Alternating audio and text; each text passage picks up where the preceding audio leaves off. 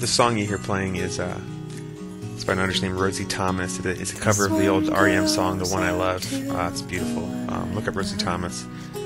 She's a fantastic artist. Anyways, this is Magnumpawn. I'm back. It's been 3 months or so since I posted a video, and I've had a lot of new subscribers since then, and I wanted to get some stuff up there. I haven't been playing a ton of chess. I took a long vacation and been real busy with work and taking grad classes and things. But here was a game I had today, and I wanted to share it with you. That's Queen's Gambit declined. I always play knight to c3 here.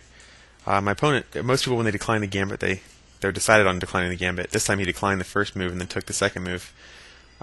He wasn't sure, I think, how to handle d4. Maybe he's not used to playing d4 or something like that. I set up classical pawn center and attack his pawn with my bishop. Here I'm happy to give up the knight for the bishop. The board's going to be open with him accepting this pawn sacrifice, or the Queen's Gambit, which means the bishops are going to be stronger, and I'll enjoy having a dark square bishop and him not having one. So I take the pawn back and go ahead and trade. So now you can see my pawn center is very strong. I've traded my b pawn for his d pawn. White's got a lead here already. You can see development. I have a lead, and materially it's even, but I feel good about playing white in this situation for sure. This is why I play d4, is for opportunities like this. Whoops. Still getting used to the software, I'm sorry. So black plays e5 here. I've been looking into different variations. I'm not going to go through all of them because the first time I tried to record this game, it took about 16 minutes. I'd like to keep it under 10 minutes. Make it a lot easier to watch the whole thing. He played e5 here, and I played knight to f3. Two things. I'm preparing to castle, attacking this pawn, and defending my d4 pawn again. You can see now that maybe defending this pawn isn't such a hot idea. I've got 2 attacks on it. He doesn't have any defenses on it, and so one or the other, I'm going to win this pawn unless he just goes for the capture. So he does. E takes d4, and I played c takes d4.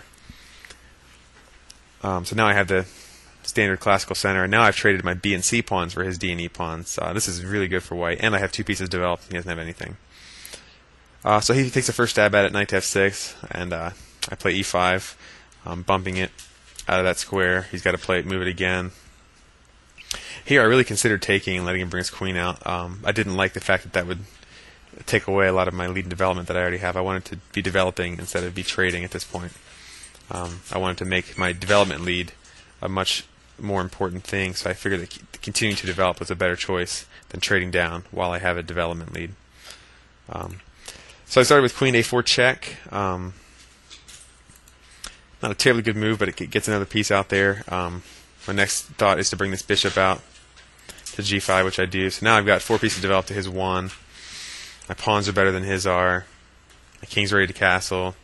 So again, I feel real good about my position here. There may have been some better options tactically when I was back in this position. Something like maybe playing bishop to g5 first. Probably would have been better. I'll probably play d7 here, just defending that knight some more. Castles, and then maybe develop my queen. Probably c2 would be good, something like that. This is probably better. The way I played it was okay, though. I wanted to give him the opportunity here to abandon this knight by mistake, and let's say he played something like this. You can see now he can't retake that bishop here because it put him in check. So he's lost a piece. These kind of moves. This is what I was looking at, hoping that he would fall into something like that. He didn't. He played to d7 here, maintaining the defense on the knight. So here I went ahead and castled, and I actually made a big mistake here. A lot of you, I'm sure, noticed this before I did even. b5 here would fork my queen and my bishop, and could have been a game-winning move. We both actually looked it over for a few moves here, and started looking queenside or kingside. I'm sorry.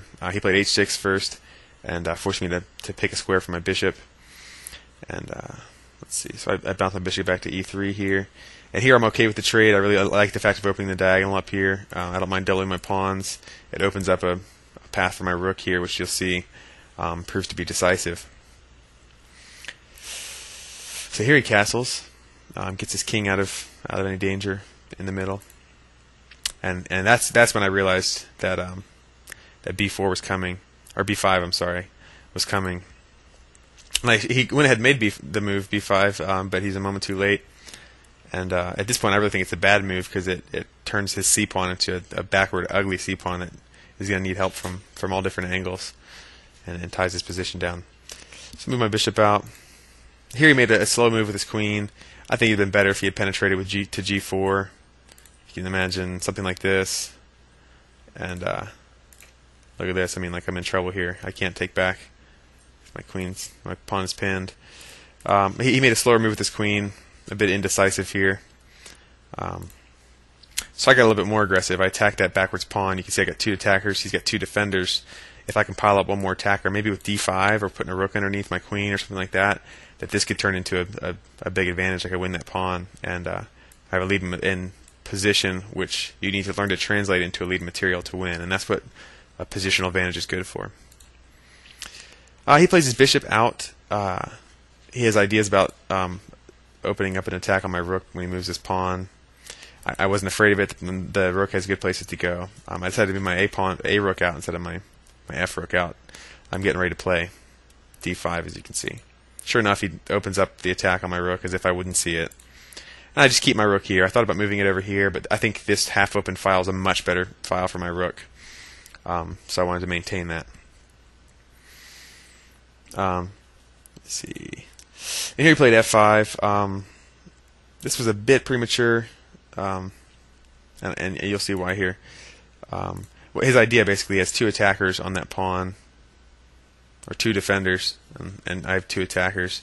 So if I took, whoops, let's do it this way, make it much more enticing. Something like that. You can see he's got a material advantage now, a piece for a pawn. He's trying to scare my bishop back. He wants to back me off. Here, instead of thinking those lines, I played d5, attacking his queen. So if he wants to take my bishop, I'm taking his queen. He has to do something about that, and then it gives me something else to do with my bishop. I wanted him to remove his queen from the defense of this pawn. Now he could have maintained that defense, still made me move my bishop back to this square, and then I would temporarily lose a pawn. He didn't. Oops. He played his queen over. Where we at? D5. Played queen to g6, which was a large inaccuracy because it allows me to win that pawn, and then some. Here I play queen to h4, and I really feel from this point I played the game perfectly, and you'll see as it goes I did pretty well. Now I got another attacker on this pawn, and I'm attacking his queen. He's got to move his queen. Anywhere he goes to defend that pawn is irrelevant at this point because now I have 4 attackers instead of 2. I just opened up an attack, and I attacked directly with my knight. He tries to maintain some sort of defense on the pawn, which is irrelevant. I take it with my knight. Now here, there's a mating threat that my opponent didn't see, and he made a simple pawn capture, trying to get some counterplay in the middle or something. And he opens up a mate in 2 here. I'm starting with the knight check. Now I can tell you, I didn't see the checkmate immediately when I made this knight move. I was just thinking tactically. It looks like it works out. I win another pawn for the check, and if he misplays here, he might lose his queen. And I saw some ideas. To be honest, I forgot that my rook was now on an open file instead of a half-open file, which is why this turns into a checkmate. His only move here, since he can't play to f7 and he can't play to h7 because my bishop and queen are attacking that square, is to h8, at which point rook takes rook, checkmate on f8. This is a pretty checkmate. I've got him with a rook here, and my knight is defending one square, bishop's attacking the other one, king has nowhere to go, and that's checkmate. So that's my game. It's my comeback game, and I'm glad to be back making videos. Hopefully you'll see more of me, and keep checking this out, and thanks for all the new subscribers.